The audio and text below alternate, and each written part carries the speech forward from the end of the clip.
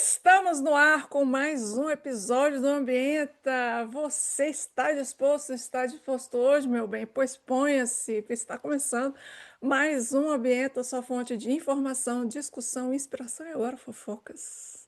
Sobre tudo que envolve o meio ambiente e as atualidades que moldam o nosso planeta. Vamos juntas, juntos e juntos nessa jornada?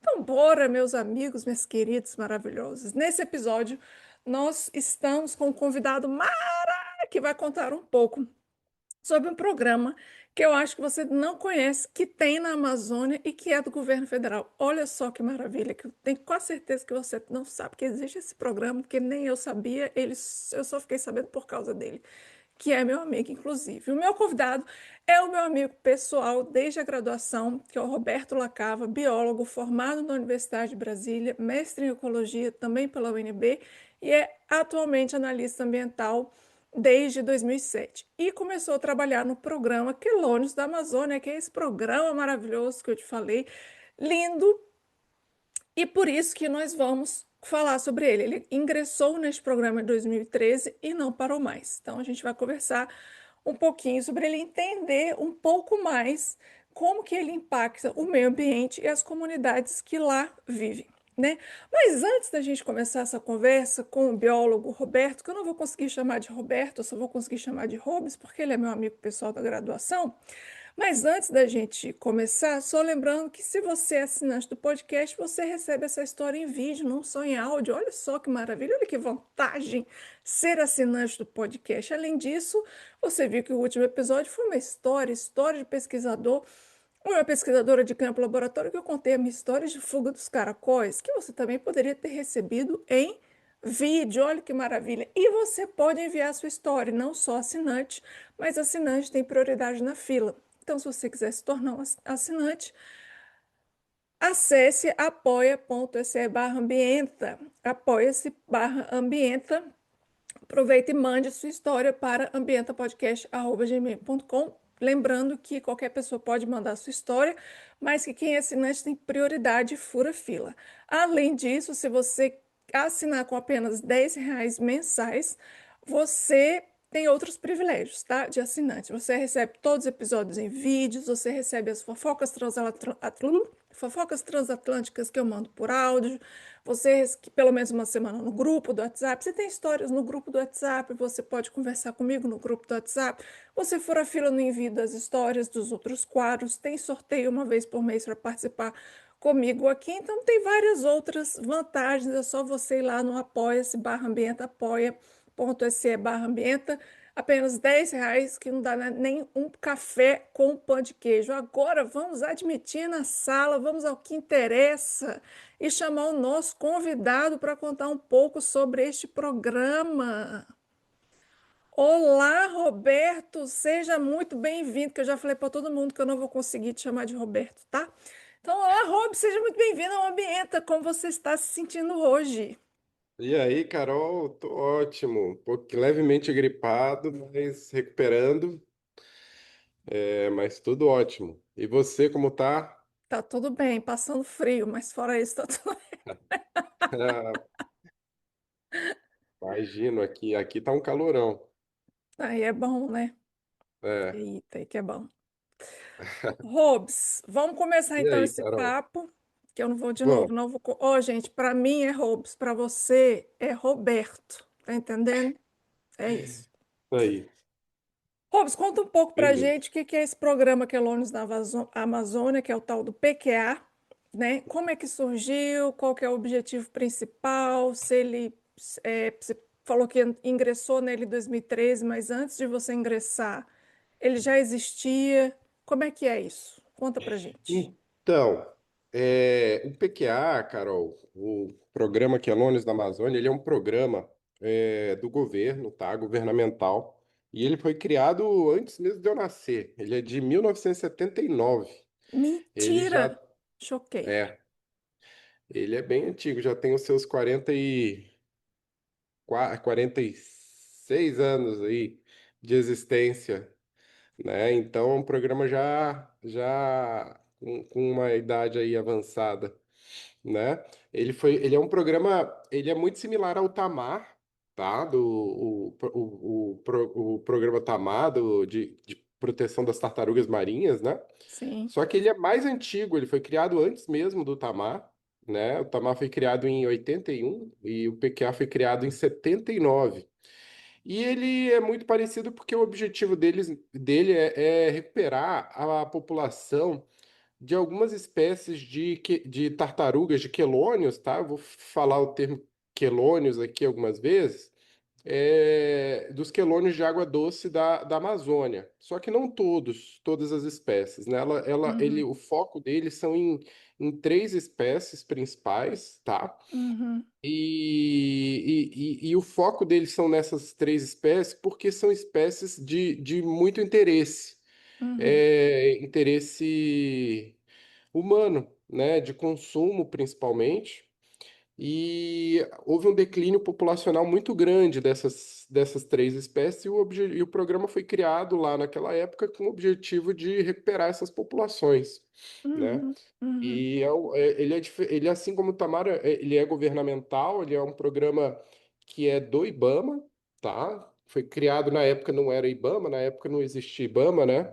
Uhum. O IBAMA ele foi criado só em 89, mas era do órgão que deu origem, que era o IBDF, Instituto Brasileiro de Desenvolvimento Florestal, que era do Ministério da Agricultura, e quando houve a criação do IBAMA, né, foi a fusão aí de alguns órgãos, entre eles a SUDEP, o IBDF e outros, e Uhum. aí deu origem ao IBAMA, e o IBAMA herdou esse programa para dar continuidade, né, de proteção dessas tartarugas aí, desses quelônios.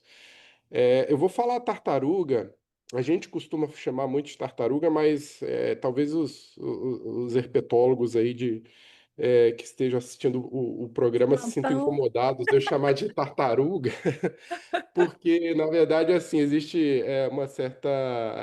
Normalmente se chama tartaruga somente as tartarugas marinhas não, as tartarugas marinhas, né? E os demais chamam-se de cágados. Mas Hum. a tartaruga da Amazônia, que é a principal espécie que a gente trabalha, o nome comum dela é tartaruga da Amazônia, né? Foi dado, é o nome Uhum. amplamente utilizado, né? E a gente aqui comumente às vezes abrevia e só chama de tartaruga mesmo. Então é muito comum a gente chamar de tartaruga, apesar de ser um cágado, tá Porque é de bom? água doce. Porque é de água doce, Água exatamente. salobra, assim. Não, é totalmente Não, doce a água. água doce doce. Hum. Ela é de água doce mesmo. Também acontece, ocorre ali na foz do Amazonas, né, com água salobra, mas é água doce, E, tá bom? e, poxa, que legal. Eu não sabia que tinha tanto tempo assim, né? Poxa, desde 1979, gente, que coisa doida.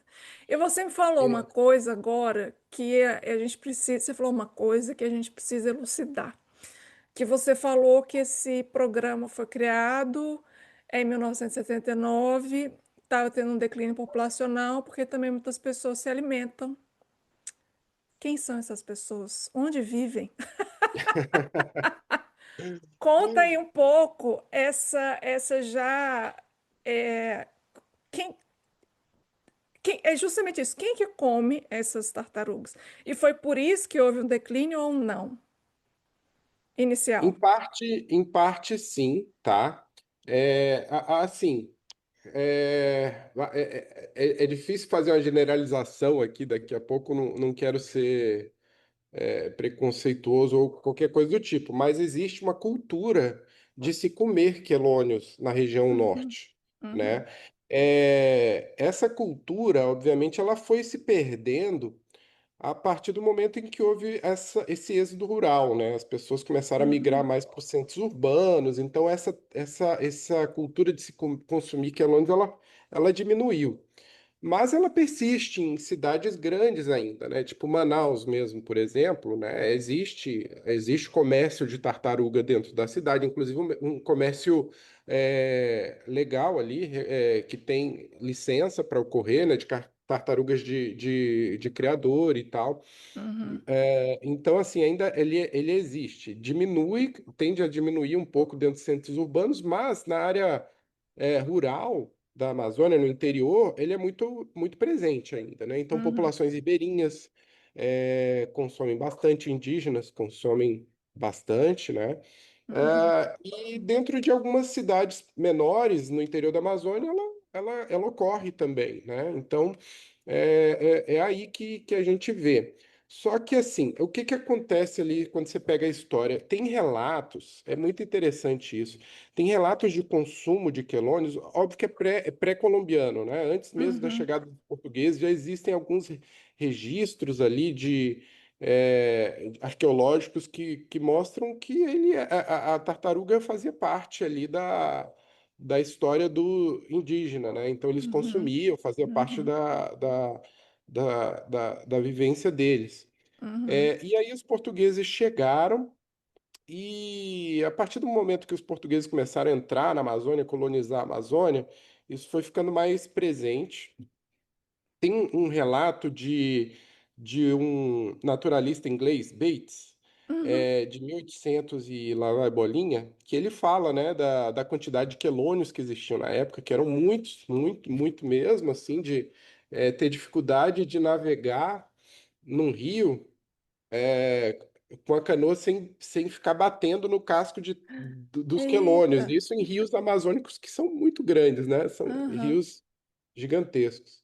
Então eram muitos. E ele relata, né? Tem registros, pinturas, né? Que foram feitas naquela época lá deles preparando os quelônios e fazendo o comércio ali. Então, assim, em 1800 já começou a existir um comércio de quelônios Uhum. que que inclusive ia para a Europa. O óleo da Uhum. tartaruga era muito visado ali, era muito procurado assim como o óleo da baleia, era numa Uhum. mesma época, assim, muito Uhum. similar àquela época da caça da baleia. Então se pescava, do mesmo jeito que se caçava, as baleias pescavam, né? A gente usa o termo caçar, pescar ali, a gente às vezes se confunde, mas porque são bichos aquáticos ali, né? Que vivem dentro d'água.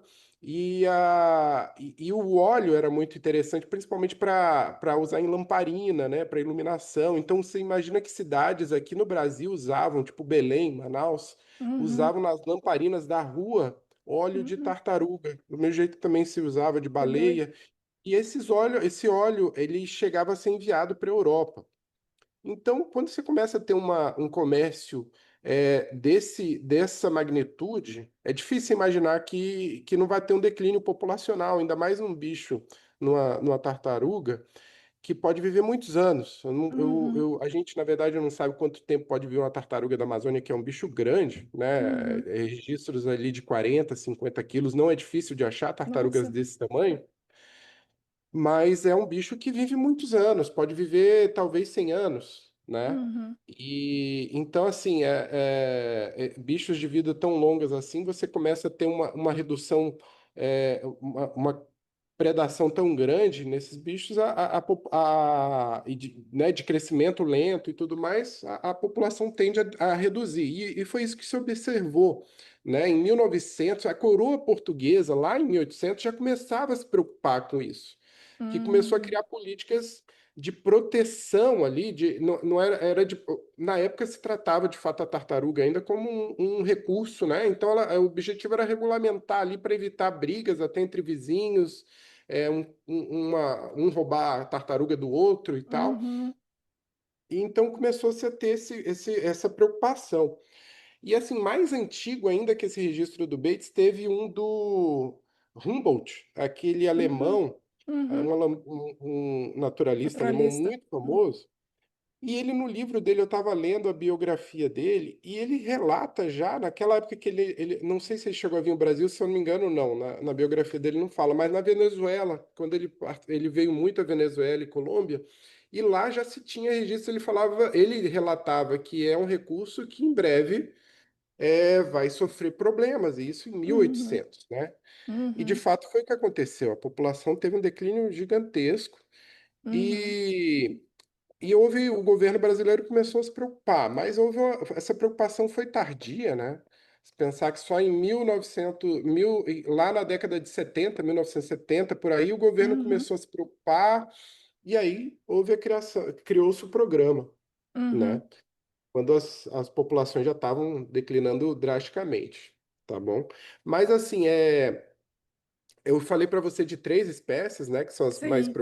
que a gente trabalha, a tartaruga da Amazônia, eu vou apresentar elas aqui para vocês. Uhum. Tartaruga da Amazônia, Podocnemis expansa, o tracajá, que é o Podocnemis unifilis, e a pitiu, ou iaçá, que é a Podocnemis sextuberculata. São essas três espécies, e elas são muito diferentes uma da outra. Apesar Uhum. do Elas são todas do mesmo gênero, né? Mas tem uma diferença, inclusive, ecológica ali muito acentuada. A tartaruga da Amazônia é gigantesca, ela é muito grande, 50 quilos, apesar de ter registros históricos aí de terem pego bicho de 90 quilos. Meu Deus do céu. Então, imagina, Só fico é um imaginando o tamanho do bichão. casco do bicho.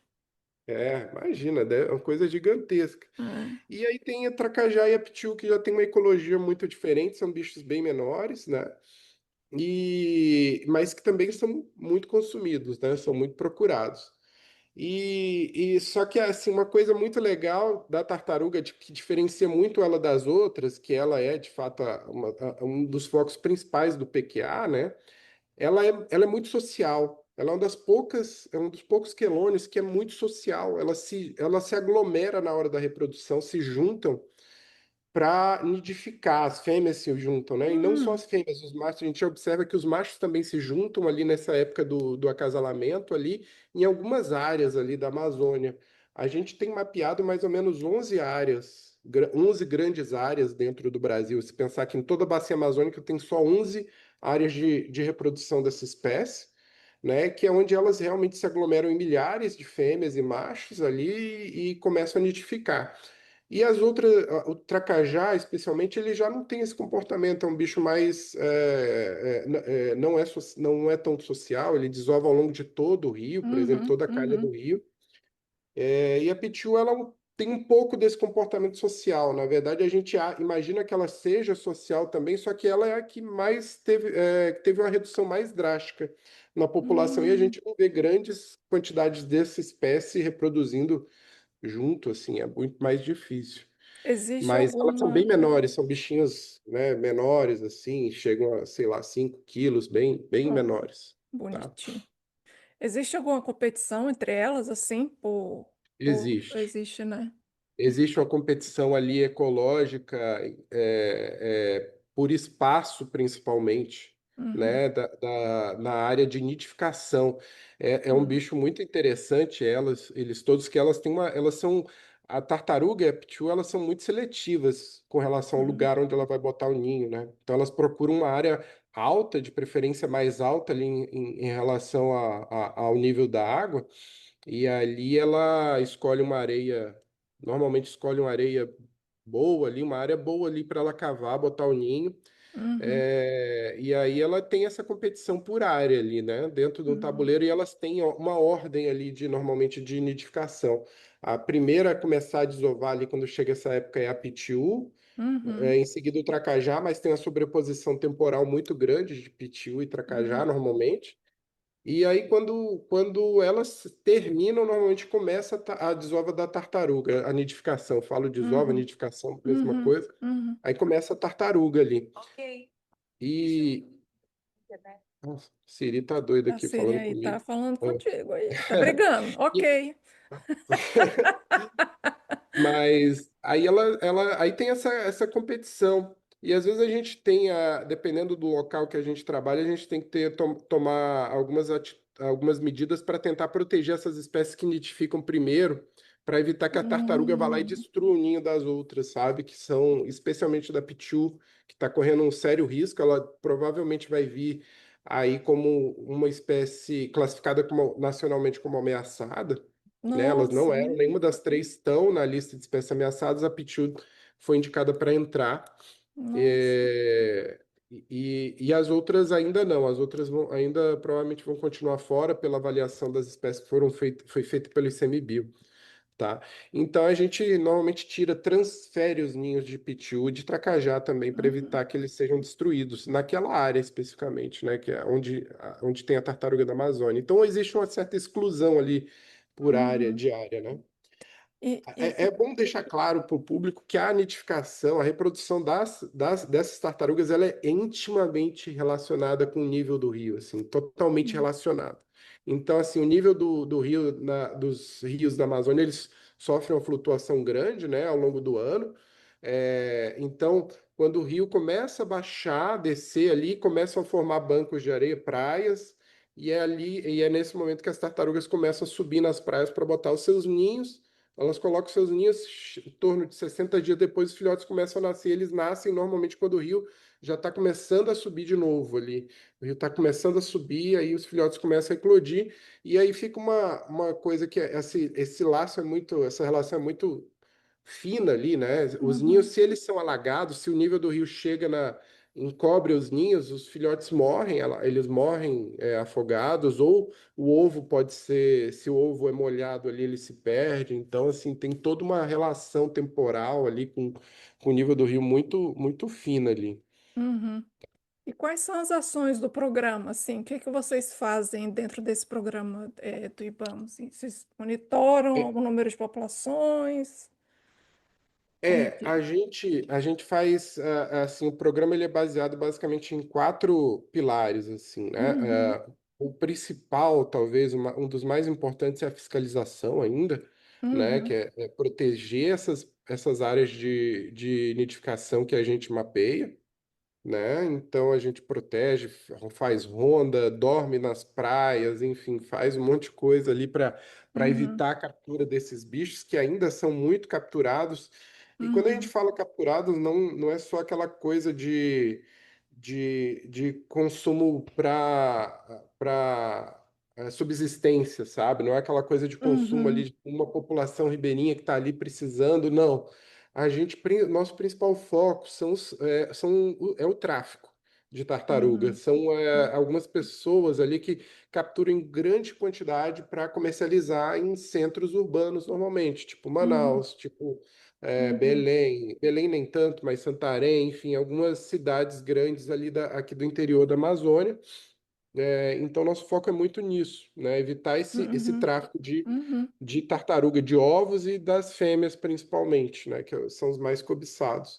Então, é a fiscalização, e além da fiscalização, a gente faz um monitoramento para acompanhar como, como está se comportando essa população ao longo do tempo, né? Para a gente também saber da efetividade ali do programa, se está ajudando, se a população está se recuperando ou não. uhum, É, Quando a gente observa que necessita de uma interferência maior, a gente faz o manejo conservacionista, que seria justamente isso que eu falei, de transferir os ninhos de uma área para outra, seja para evitar que eles sejam alagados, seja para evitar que sejam destruídos, seja para evitar que eles sejam consumidos não pela fauna, né, mas por pessoas, né, porque também tem a predação natural, que é normal, mas uhum, a gente tenta uhum, evitar a predação humana.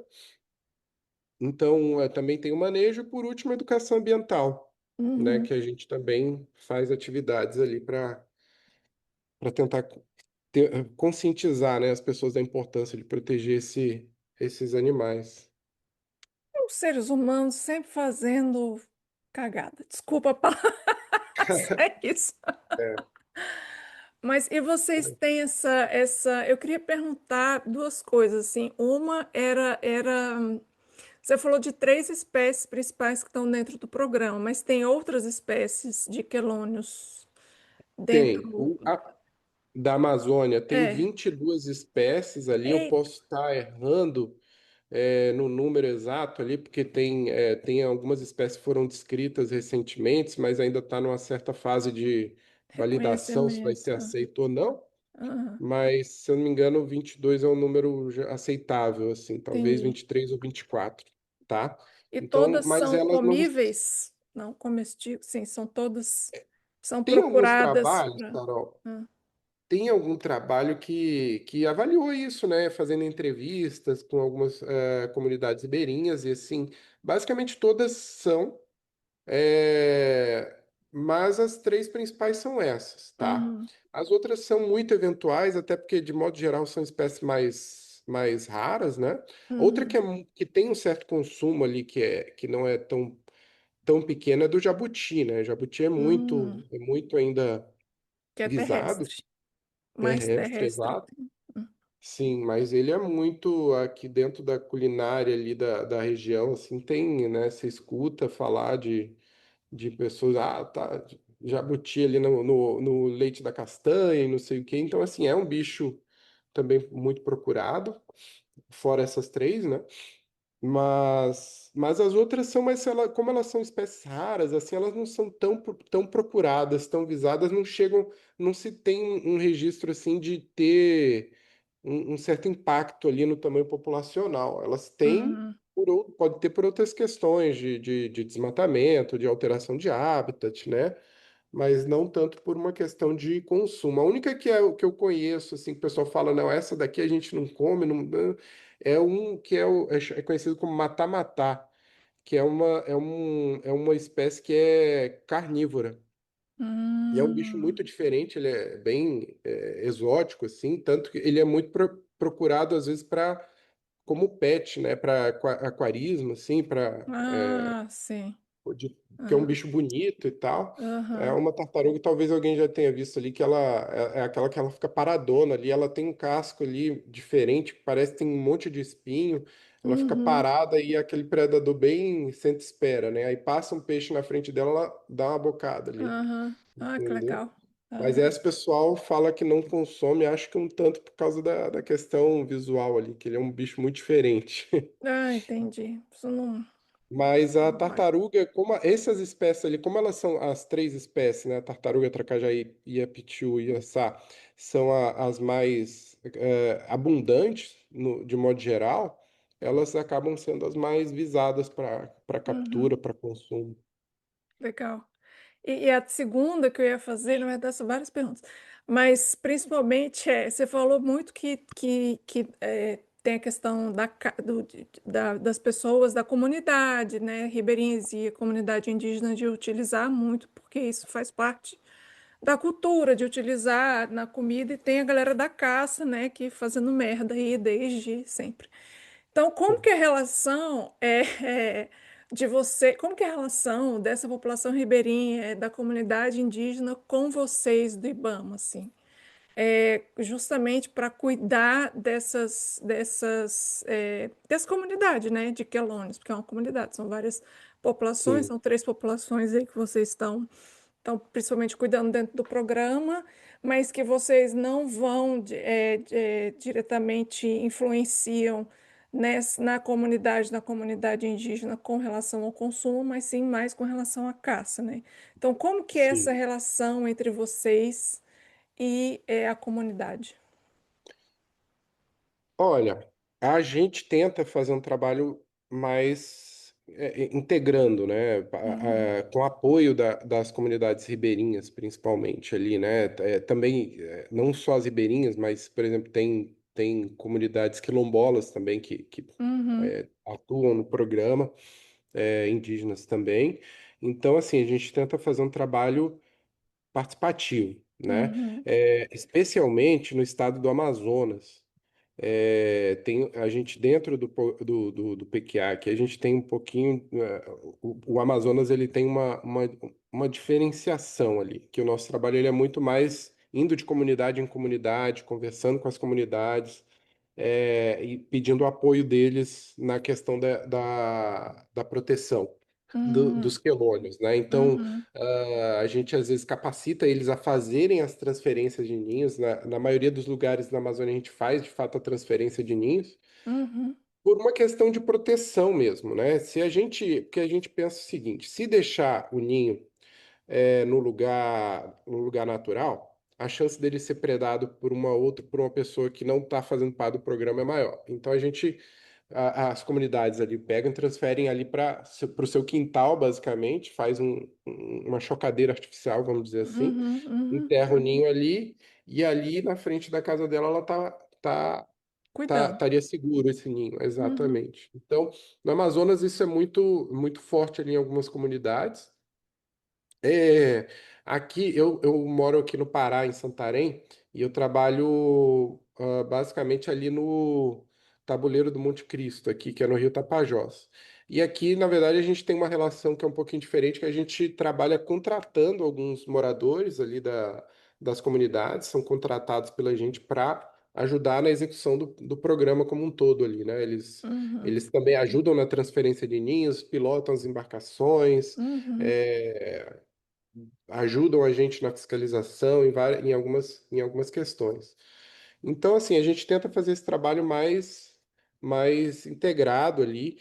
A gente tem um grande tabuleiro também que fica na divisa com a Bolívia, no uhum. Rio Guaporé, né? O rio que faz ali a divisa entre os dois países, e lá tem a maior população de tartaruga ali, reprodutiva que a gente conhece. E região de fronteira sempre é meio complicada, né? Oh, Que a gente, aquela questão de tipo, a gente não pode fiscalizar do outro lado do rio, mas a pessoa que está roubando o ninho, o ninho, a tá do tartaruga, outro lado. ele É uma sabe disso, região de atravessa ninguém, por né? outro Ninguém é lado de e já ninguém sabe. ali. Fica Exato. difícil. É. Mas lá a gente trabalha, tem uma participação com uma associação, Ecovale ali, que é a Associação dos Quilombolas do Vale do Guaporé, que faz um trabalho lá já há algumas décadas, 2 décadas ali, e a gente tem apoiado esse trabalho. Então, a gente faz esse trabalho integrativo. E a gente tem tentado aumentar um pouco essa integração com as comunidades indígenas também, Uhum, né? Tanto que a gente tinha sido firmado um ACT, um Acordo de Cooperação Técnica com a FUNAI, para prever esse trabalho até de capacitação, né? Da gente passar um pouco do nosso conhecimento que a gente tem com essa conservação dos quelônios para eles, e eles também passaram os conhecimentos que eles têm sobre as espécies, que é muito rico o conhecimento deles, e é para justamente ter essa transferência ali. uhum, E a gente vê, eles relatam muito que tem notado uma redução das populações dentro da área deles, né? uhum, É, e não necessariamente por questões de consumo deles, pode ser por uhum, questões várias ali, né? Por exemplo, eu uhum. mesmo conhecia a TI Munduruku, que é uma terra indígena que fica tipo a menos de 5 quilômetros de uma usina hidrelétrica ali, de Telespires, Uh, não, São Manuel. Então, assim, 5 quilômetros, você pensa ali, ela está numa área de influência ali, direta ali, uhum. basicamente, dessa hidrelétrica, né? Elétrica. Então, a influência não pode ocorrer em várias espécies, né? E ainda mais a tartaruga sendo uma espécie migratória, né? E ela migra. Uhum, Então, isso impacta na vida, no modo de vida dos indígenas que precisam desse recurso, né? Para uhum, sobrevivência. uhum, Tem Belo Monte também é outra ali que está ali que tem algumas terras indígenas ali na Volta Grande do Xingu, que é um pedaço do rio que está morrendo ali, está indo embora em função de Belo Monte. uhum, E são etnias que dependem muito da pesca e também dos quelônios ali da região. uhum, Então a gente tenta fazer esse trabalho com eles para ver se a gente também consegue ajudá-los a recuperar essas populações, né? uhum, Sendo que eles, por direito, por lei, eles têm direito de consumir ali sem. uhum.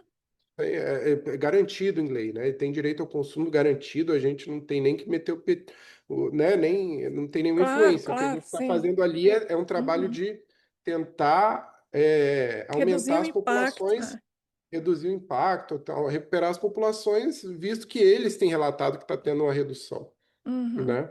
uhum, Então a gente tem esse trabalho com a FUNAI, inclusive a gente fez uma capacitação recente aqui no Rio Tapajós com os coordenadores do PQA de vários estados, e também veio um pessoal da FUNAI, e a gente tem uma pretensão de talvez fazer essa capacitação novamente no ano que vem, para que os coordenadores da FUNAI possam levar para as áreas em que eles trabalham, uhum, né? uhum. Onde estão vendo esses problemas. Nossa, é muito interessante, assim, porque na economia a gente tem um negócio que chama, é tipo um resource management, né? Tipo uma gestão de recursos, mas que, na verdade, quem começou a falar dessa gestão dos recursos pela comunidade foi a Ostrom, né? Que recebeu o Prêmio Nobel de Economia apenas, né, gente? Assim, tipo, é uma Só bobagem, o isso. que eu tô falando aqui é uma bobagem. É... Então, ela falou justamente nessa questão da própria comunidade, no caso que ela falou, né? Assim, uma das teorias delas é que quando a gente está falando de gestão de recursos naturais, Desculpa, a gestão de recursos naturais, às vezes pela própria comunidade, às vezes é muito mais eficiente e eficaz do que pelo próprio governo, né? Quando a gente tem, por exemplo, nesse caso, assim, em que a comunidade em volta se beneficia do recurso, precisa do recurso de alguma forma, em termos de subsistência, então, quando você envolve a comunidade, você tem uma gestão muito mais eficaz desse recurso. Então, por isso que eu perguntei como é que era essa relação entre IBAMA e a comunidade. Então, isso é maravilhoso que vocês têm essa comunicação aberta e essa relação de interação entre eles, porque para mim é extremamente necessário. E aí mostra um exemplo disso, né? Assim, de uma ação de governo que efetivamente funciona, um programa. Viu, galera? Não é tudo merda que acontece no Brasil. Então, assim, isso aqui é um exemplo. É um exemplo de que um programa de conservação que tem anos, que funciona, que eu estava vendo antes de começar a gente a gravar o episódio, que eu estava vendo os dados que realmente tiveram um aumento, né, das populações, algumas populações vocês conseguiram aumentar o número, por causa do próprio programa e do envolvimento da comunidade, né, fazendo essa justamente a gestão de ninho e etc. Então, tá aí um programa que é governamental, que é do governo federal, que envolve as comunidades, comunidades quilombolas, comunidades indígenas, comunidades ribeirinhas, e que funciona, viu, gente? Olha só que maravilha, tanta coisa vocês estão aprendendo hoje. E, Robson, queria te perguntar, antes da última pergunta, queria perguntar uma coisa. Você falou Vamos lá. tanto, tanto, tanto. O que que é tabuleiro? É tabuleiro de cocada? É tabuleiro inox? O que que é tabuleiro? Conta pra gente. Poxa vida, eu fico usando esse termo aqui para a gente é tão É óbvio, presente. né? O Faz parte do dia a tabuleiro dia. é, mas o tabuleiro nada mais é que uma área onde tem várias tartarugas desovando, nidificando. Então, a área de nidificação de tartaruga, praia de nidificação de tartaruga, a gente chama de tabuleiro. Isso em Já Rio. tentei isso em Rio, no mar, no litoral Tartaruga Marinha, eu não sei se chamam também de tabuleiro, não sei agora. Mas não sei a origem desse termo, Carol, não sei. Eu já perguntei, um colega me falou que tinha alguma coisa a ver com a forma como eram servidos ovos numa bandeja, mas eu não consegui Hum, entender a relação muito bem, não. Só sei que chamam de tabuleiro onde várias tartarugas usam para desovar. entendi. Então, Oh, normalmente, onde tem desova de tartaruga, que é o bicho que desova realmente aglomerado, chama-se de tabuleiro. São várias excelente, tartarugas nidificando lá. excelente. Mas é Fofinhas. isso. E a última pergunta, antes do nosso quadro maravilhoso do Você Sabia? Então, a última pergunta é: já deu tempo de acompanhar essas populações? Você acompanha desde 2013, então são 12 anos. Então, já deu tempo de acompanhar essas populações, para você analisar alguma coisa, alguma alteração relacionada às mudanças climáticas? Tipo, você acha que está tendo algum impacto das mudanças climáticas? Já deu para analisar alguma coisa? Porque, assim, se tem dado desde 79, deu para comparar alguma coisa? Como é que é? Carol, com relação a mudanças climáticas, tem alguns trabalhos sugerindo isso, tá? Principalmente, como eu tinha dito que tem uma relação ali muito fina com o regime hídrico ali do rio, subida, descida Sim. do rio, então está intimamente relacionado com a quantidade de chuva que tem na bacia, nas cabeceiras dos rios, né? É uma coisa muito complexa. Mas tem trabalhos sugerindo que o tempo de exposição, por exemplo, das praias, ele vem se modificando, né? Uhum. Então, pode estar reduzindo, normalmente, pelo que eu entendi, ele está reduzindo esse tempo de exposição, tá? Agora, verificar se isso está tendo impacto realmente na quantidade de tartarugas, a gente não tem observado ainda. A Não deu gente, tempo ainda, né? exato. A gente publicou um trabalho recentemente fazendo uma análise populacional lá que a gente usa os dados de 40 e tantos anos aí do programa. E a gente observou que, né, em várias áreas, das 11 áreas que a gente analisou, 6 estão apresentando aumento populacional, 3 estão estáveis e 3 estão em declínio. Uhum. É, e a gente também fez uma correlação disso com El Ninho e Laninha. Uhum. Mas Uhum. a gente não conseguiu achar a correlação. Infelizmente, Hum, a gente teve, e entendi. inclusive a gente vem de 2 anos de El Niño forte aqui na Amazônia, né? De duas Sim. secas históricas, foram as piores secas que a gente teve aqui na Amazônia. Uhum. Mas a gente não conseguiu achar uma correlação significativa. Porque a gente sabe que os números reprodutivos eles são muito influenciados por mais de um fator. Não é só a questão climática que vai influenciar no nascimento de filhotes ali, por exemplo, né? Uhum. Tem outras questões. O próprio programa está interferindo ali diretamente, tentando aumentar o número de filhotes. Então, não é só a temperatura ou a seca extrema. Normalmente, os piores anos que a gente tem de nascimento de filhotes, por exemplo, são anos de muita chuva. Quando Uhum. chove demais, o nível do rio sobe. Esse ano eu estou morrendo de medo aqui porque a gente teve uma nidificação linda, linda, assim, muita fêmea desovando, muita fêmea elas já desovaram aqui no tabuleiro do Monte Cristo. E a gente está com medo do rio começar a subir, porque o rio não baixou tanto, esse ano está mais Uhum. chuvoso na Amazônia, e a gente está com medo do rio subir muito rápido e alagar esses ninhos, né? Mas isso faz Uhum. parte também do, Uhum. do, do ciclo, né? Não é uma coisa de agora que acontece. Mas o que eu observo, vendo até os nossos dados aqui no tabuleiro do Monte Cristo, é que está tendo uma flutuação muito acentuada. Na última década, principalmente, a gente vê uma dispersão de dados gigantesca de anos que a Uhum. gente tem, que o nosso máximo de nascimento de filhotes é 1.100.000, e Uhum. teve ano que nasceu 10 mil filhotes, em função de Nossa. alagamento, Uhum. entende? Então, nesses últimos 10 anos, a flutuação está gigantesca. Uhum. E essas quedas bruscas na quantidade de filhotes que nascem normalmente estão relacionadas a isso, ao alagamento. Não Uhum. é nem porque choveu demais, não quer dizer não é necessariamente por chover demais, é porque o nível do rio subiu antes da Que era eclosão dos para filhotes. subir, né? Aham, sim. Exato, antes do que costuma subir. Uhum. Então, nos últimos 2 anos isso não aconteceu, porque de fato foi uma seca extrema e não, o rio demorou bastante para subir, mas não teve tanto nascimento de filhotes, provavelmente por causa de uma questão de temperatura, foram anos muito quentes, né? Uhum. Então, assim, além do nível do rio, uma coisa que influencia muito é a questão da temperatura, Sim. né? A temperatura também tem uma influência grande, por quê? Primeiro porque a tartaruga, o sexo da tartaruga está relacionado com a temperatura Temperatura. de incubação. Uhum. Então, anos muito quentes tendem a nascer mais fêmeas, anos mais frios nascem mais machos. É, e temperaturas extremas podem causar inviabilidade do ovo, né? O embrião pode Uhum. morrer. Uhum. Então, isso também pode acontecer. Do mesmo jeito que temperaturas muito baixas podem acontecer, mas no contexto atual é muito difícil disso acontecer. Então, temperaturas Uhum. extremas tendem a causar mortalidade e inviabilidade dos ovos, né? Uhum. Então, assim, são fatores que a gente tem tentado medir, só que a gente também começou tarde a fazer isso, mas a gente tem Uhum. medido a temperatura dentro dos ninhos usando uns data loggers, os Uhum. coletores de temperatura que a gente coloca lá dentro do ninho, fica coletando esses dados. Uhum.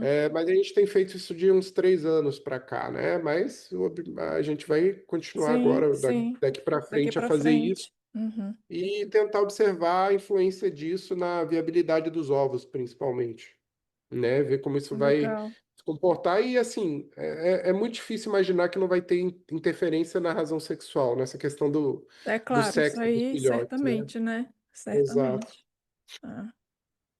Ai, que Mas é legal. isso, a gente É. está estudando, tá coletando, monitorando e vamos ver se a gente vai conseguir descobrir alguma relação mesmo direta ali Uhum. disso com o nascimento dos filhotes, né? E Maravilha. tudo isso ainda tem a parte da. Não, eu falo só da reprodução, mas, por exemplo, tem uma influência direta do nível do rio também com a alimentação das tartarugas. Elas se alimentam muito nas áreas de floresta alagadas, né? Nos Uhum. igapós, que a gente chama Uhum. aqui. Então, o igapó só se forma quando o rio sobe, né? Ele sobe Sim. até um determinado nível e ele alaga as florestas. E aí, nesse alagamento, as tartarugas entram nessas áreas e se alimentam dos frutos que caem das árvores, de algumas folhas e tal. Então, em lugares que isso não acontece, em anos que, por exemplo, não tem a formação de igapó, é isso. Aí as tartarugas estão ali passando fome, elas não conseguem se alimentar. E isso vai ter influência também na reprodução delas, né? Uhum.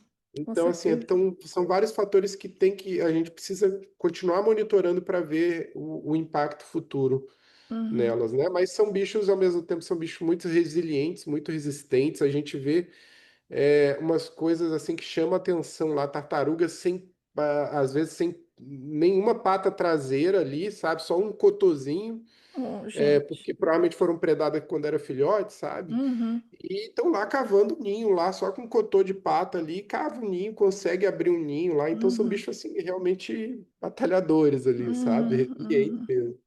Que Então, legal. não sei ali o que pode ser, mas são bichos resistentes ali. A gente torce para que a influência não seja tão grande. Sim, tomara, né? Espero que sim. Tomara. Robs, antes da gente trazer o seu Você Sabia, você quer deixar algum contato, deixar o nome do programa, é o PQA, né? Tem página? Eu vou colocar, se tiver página, depois você me manda que eu coloco na Tem, descrição. eu vou te mandar. Ele tem o site tem uma página no site do IBAMA, tá? Uhum. E aí eu mando para vocês. Posso mandar meu e-mail também, quem tiver interesse. A gente tem um programa de voluntariado também, talvez valha a pena aí divulgar, que Boa. é voluntário, tá, gente? Então, se as pessoas tiverem interesse em vir trabalhar no programa, vivenciar ali o trabalho que a gente faz na contagem de filhotes quando estão nascendo ou quando as tartarugas estão desovando, a gente conta com a ajuda dessas pessoas que vêm para cá, somar ali na hora do trabalho. Boa. Então, tem esse trabalho de voluntariado aqui no estado do Pará, alguns estados têm isso, tá? Em Tocantins, tá bom? Eu vou Tá. deixar o contato, quem tiver interesse em participar. Esse ano já teve, né? Já fechou, mas para os próximos anos, Abre quando tá bom? normalmente? A gente lança o edital normalmente ali em agosto, setembro, Tá. para começar normalmente em outubro, Uhum. outubro, aí vai até final do ano, até janeiro ali. Que é o Quem período de tem esse chuva, ano né? mesmo é o período que começa a chover, né? Mas é quando os filhotes estão nascendo, principalmente. Até temos uma equipe de voluntários que estão dispostos a passar, vão passar Natal e Ano Novo lá na nossa Aí, base, ó, que maravilha. ajudando. Já fiz isso Exatamente. já, gente. É legal, já fiz isso, ano de Legal. 2002 para 2003. Eu estava no campo e É, é isso, é maneiro. é Vai, isso. vai. Eu já passei Natal lá no tabuleiro algumas vezes. E normalmente no Natal é quando tem às vezes um pico de eclosão, assim, que a gente fala, né? Que é quando nasce vários, milhares de filhotes de uma vez, É assim. porque Jesus nasceu e tá, tô brincando, tô viajando aqui. É isso aí. Mas, Rose, me conta, o você sabia? Você tem o você sabia legal pra gente? Conta aí, qual que é a sua curiosidade Olha, de hoje? uma curiosidade, eu vou falar de tartaruga, né? Que é o bicho que eu tô falando aqui, que eu mais tenho contato.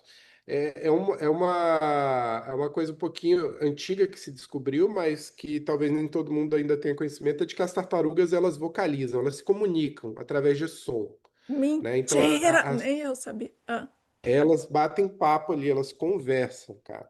que massa! Então, assim, teve um trabalho de doutorado de uma amiga ali que ela descobriu em 2013. O doutorado dela foi com isso. Ela gravou vocalização de tartaruga. Só que, assim, são os bichos. Não quero ser preconceituoso ali, mas são meio preguiçosos. Elas vocalizam um pouco, elas não conversam muito, não, não são fofoqueiras, né? Então, assim, essa amiga Camila Ferrara, ela teve que ter muita paciência ali de ficar gravando esse som, essas vocalizações, e aí ela conseguiu, inclusive, entender a relação dessa vocalização com algum comportamento, né? Então, ela Que conseguiu descrever ali bacana! um padrão de comunicação, e o mais legal é que essa comunicação começa no ninho. Os filhotes, eles nascem, Olha, logo que eles saem do ovo, ali embaixo da terra, eles ficam dentro do ninho algum tempo ali, às vezes uma semana, duas, dentro do ninho, e eles ficam ali emitindo, conversando, emitindo vocalizações dentro do ninho, e eles se comunicam basicamente para sincronizar a saída do ninho. Então começa a olha, ter ali uma vocalização, que são vários ninhos próximos um do outro, né? Começa a emitir essa vocalização. Quando escuta essa vocalização, quando se tem essa vocalização muito presente, é tipo, os filhotes estão se comunicando para sair, é quando tem esses picos de eclosão ali que nascem milhares de filhotes ali tipo no Natal, né? saindo do ninho. Então, desde dentro do ninho, os filhotes já começam a vocalizar. Eles estão lá. E aí, tá todo mundo pronto? Já saiu. É, Fulano, Samuel, tem que sair do ovo, Samuel. Vamos logo, acelera aí. Ô, Daniela, é isso sai do aí. ovo aí que eu tô querendo ir, por favor, né? Não vamos nos atrasar aí. É Natal, a gente precisa sair. É tipo essa comunicação que eles... É muito, é bem isso, mas é muito relacionado com a subida do rio, né? Gente, Hum, o rio tá chegando, gente, tá bora chegando, agilizar aí, bora. agiliza. O rio tá Senão vamos batendo aqui, afogar todo a água tá mundo. batendo na bunda aqui, pô, bora sair, bora sair. Que legal. E que mais? Tem algum outro padrão que ela identificou de adulto assim? Ela identificou faz um tempinho que eu li o trabalho dela, mas tem lá desde as tartarugas, a tartaruga, né, da Amazônia, ela também tem um comportamento de assoalhar, que a gente chama que é de subir na praia durante o dia para pegar sol ali, tomar um banho de Ali, sol. calangando. Então ela sobe em bando ali, aí então tem uma vocalização normalmente relacionada com esse assoalhamento. Aí, gente, bora subir na praia, bora Bora, lá tomar um solzinho. bora É, botar um aparentemente está biquíni. relacionado com acelerar a formação dos óvulos ali, né? E esse comportamento ela só apresenta antes da nidificação, né? Então Ah, elas têm esse comportamento de fazer isso. Acho que tem aí os outros eu não lembro direito. Talvez tenha o de agregação, de formar os cardumes, espalhar os sim, cardumes, enfim, não sei muito bem. que legal. E É agora eu muito, tenho, nossa, eu dei uma viajada aqui. Será que nesses rios, Robson, tem boto? Como é que é, assim? tem, Tem. tem, Então, será tem. que rola um reconhecimento entre espécies? Não, né? De vocalização, será? Tô viajando Olha, aqui, é uma pergunta a assim, ser os bichos. testada. Tem que testar. Os bichos vocalizam, o boto tem Eles são essa super audição inteligentes, né? É. super avançada e é um bicho, o filhote ali é extremamente predado, né? Ele entra na água e é uma predação louca ali. Eles são atacados por piranha, várias espécies de peixes se alimentam deles, Uhum. jacaré nem se fala. Ah, aí é. Boto, eu não sei se tem registro. Pode ser que tenha um relimento ali que tá, porque assim, o filhote nasce, o casco ainda tá levemente mole, então assim, para um bicho chegar ali e engolir um filhotinho de tartaruga, é fácil de digerir, né? Então é Uhum. bem possível que os botos também se escutem ali a vocalização desses filhotes e vão lá para se alimentar, né? Provavelmente, É, possivelmente, que né? Mas doido. é bem capaz de ter, sim. Apesar de não ter registro. O É, registro tem basicamente a de jacaré e algumas espécies de peixe, sim, sim. né? Robes, que delícia de papo, muito obrigada pelo seu tempo aí no meio de tempo de Ô, trabalho e Carol. menino e tudo, e gripe. Aí, gripe ainda por cima. Valeu. Eu que agradeço o convite, Carol. Bom falar contigo. Bom demais. Obrigadão Muito pelo obrigada. convite, pelo espaço aí para divulgar o programa. É sempre bom, é sempre bom. E depois você me dá que eu vou colocar aqui na descrição Tá, deste maravilhoso episódio. Obrigadão, tá ótimo. Hopes. Um beijo para Obrigado você, você Carol. e um Um beijo para beijão. todos. E até o próximo sábado. Tchau.